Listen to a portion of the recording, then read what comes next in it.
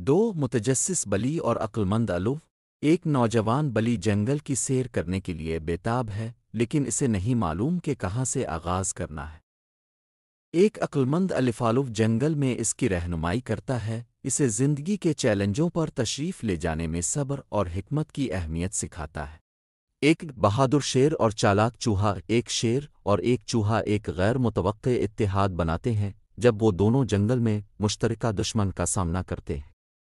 شیر، جو اکثر اپنی طاقت سے خوفزدہ رہتا ہے، یہ سیکھتا ہے کہ ذہانت اور وسائل بعض اوقات تنہا طاقت سے زیادہ طاقتور ہو سکتے ہیں۔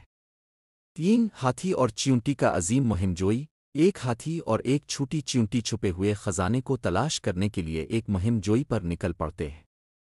راستے میں ہاتھی کی طاقت اور چیونٹی کی چستی ان رکاوٹوں پر قابو پانے میں ان کی مدد کرتی ہے جن کا سامنا تنہا نہیں کر سکتے۔ فاکس اور کچھوے کی دوڑ ایک لومڑی اور ایک کچھوا ریس لگانے کا فیصلہ کرتے ہیں، لیکن لومڑی بہت زیادہ پراعتماد ہے اور کچھوے کے عزم کو کم سمجھتی ہے۔ دوڑ سبق سکھاتی ہے کہ سست اور ثابت قدمی کبھی کبھی ریس جیت سکتی ہے۔ زرافہ اور زیبرا کی دوستی سوانا کے مختلف حصوں سے ایک زرافہ اور ایک زیبرا بہترین دوست بن جاتے ہیں۔ وہ سیکھتے ہیں کہ جب آپ مشترکہ مقصد کے لیے مل کر کام کرتے ہیں تو سائز، رنگ اور فطرت میں فرق سے کوئی فرق نہیں پڑتا۔ ریچھ اور خرگوش کی موسم سرما کی بقا موسم سرما کے قریب آتے ہی ریچھ اور خرگوش کو سردی کے موسم میں زندہ رہنا سیکھنا چاہیے۔ ان دونوں کے گرم رہنے کے مختلف طریقے ہیں، لیکن تعاون کے ذریعے وہ گرم رکھنے اور اپنے کھانے کو بانٹنے کا بہترین طریقہ تلاش کرتے ہیں۔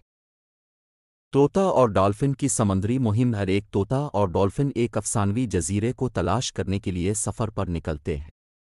طوطا ستاروں کا استعمال کرتے ہوئے نیویگیٹ کرتا ہے، جبکہ ڈالفن سمندر میں ان کی رہنمائی کرتا ہے۔ ایک ساتھ وہ ثابت کرتے ہیں کہ ٹیم ورک سب سے مشکل سفر بھی ممکن بناتا ہے۔ پوشیدہ وادی کے لیے ہرن اور بھیڑیا کا شکار ایک ہرن اور ایک بھیڑیا، دو قدرتی دشمنوں کو خوشحالی کی سرزمین پوشیدہ وادی کو تلاش کرنے کے لیے مل کر کام کرنا چاہیے۔ راستے میں وہ اپنے اختلافات کو ایک طرف رکھنا اور ایک دوسرے کی طاقتوں کا احترام کرنا سیکھتے ہیں۔ ان میں سے ہر ایک عنوان میں مختلف جانوروں، ٹیم ورک کے اسباق اور دوستی کی اہمیت کو نمایاں کیا جا سکتا ہے۔ کیا آپ چاہیں گے کہ میں ان میں سے کسی کی وضاحت کروں؟